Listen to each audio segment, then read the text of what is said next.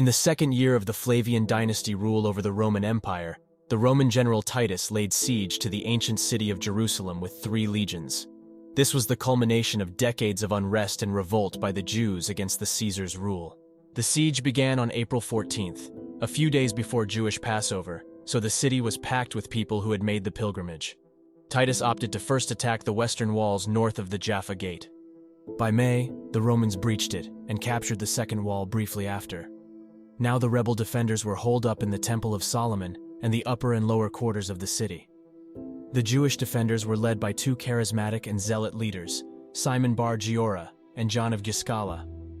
John of Giscala's men murdered another more moderate faction leader who may have been in talks with the Romans to surrender the city. Another more moderate leader named Yohanan ben Zakkai had his men smuggle him out of the city in a coffin in an attempt to negotiate with the Romans, but failed. The zealots resorted to destroying food supplies to force the inhabitants of the city to defend at all costs. Titus then ordered his engineers to erect ramparts and another wall to put the squeeze on the populace. The Roman general then ordered attacks on the fortress of Antonia, the stronghold built to protect the Second Temple of Solomon. These assaults failed, however, and so Titus rethought his strategy. The zealots who dominated the defenders' ranks had so far successfully repelled the Romans. However, there was much infighting going on in their ranks. They lacked order, discipline, and even reason, for they destroyed the city's food stocks, because some of them thought it would drive God to intervene on their behalf. Titus then ordered a nighttime operation to remove stones out of key sections of the wall of the fortress of Antonia. Titus did this to cause the fortress walls to collapse, and so they did. The following day, Titus made preparations to capitalize, but the Jews preempted him and attacked him in the east near the Mount of Olives. The attack failed, however, and the Jews were driven back. Titus sent an emissary of his, a Jew himself named Josephus, to negotiate with the defenders. Titus accompanied the envoy, but the Jews ambushed them, wounding Josephus and nearly capturing the general. After seizing the fortress of Antonia, the Romans were poised to attack the Second Temple of Solomon, for it overlooked the holy site. Titus tried battering rams on the temple, but they proved ineffective. Somehow the temple walls caught fire. Some believe a Roman soldier threw a torch onto some kindling on the wall, and it set it ablaze, but no one knows for certain. What is certain is that the temple caught fire, largely destroying it and killing the many defenders inside. General Titus had little motive to purposely destroy the temple, for the Roman puppet ruler Herod the Great had overseen many expansions and improvements to the temple at the Caesar's encouragement years before. Titus also had made it known that he wanted to seize it intact and convert it into a place of worship for the emperor and the other Roman gods. The fire spread from the temple to the residential areas, devastating the defenders' ability to resist the Romans. From there, the Romans crushed most of the remaining resistance, save for a few who holed up in the upper city to resist further. To take the upper city, the Romans constructed siege towers.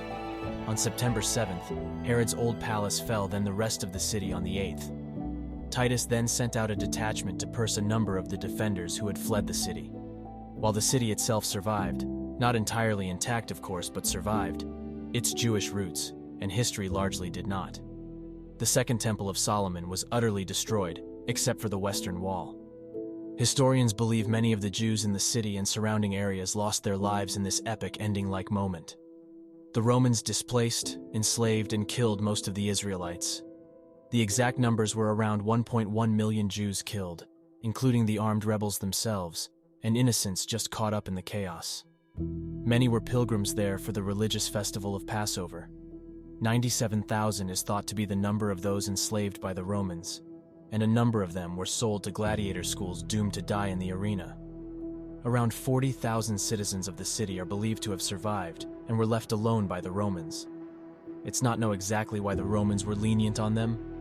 Of course, there are other sources and historians who disagree on these numbers, with some saying the figure of 1.1 million killed is impossible, because only around 1 million lived in all Palestine at the time. When the Romans got back to Rome, they organized a triumph where priceless Jewish religious artifacts were put on parade, including the menorah. The parade is inscribed on the Arch of Titus. Some 700 prisoners from the city were also paraded in chains through the streets. Most of them were high-ranking rebels, including Simon bar Giora and John of Giscala. Bar Giora was executed by being thrown off the Temple of Jupiter, while John was thrown in a cell never to see the light of day again. The rebel movement was not entirely defeated, though, for at the holdout of the fortress of Masada, nearly 1,000 defenders held out against the Romans for around 2 years.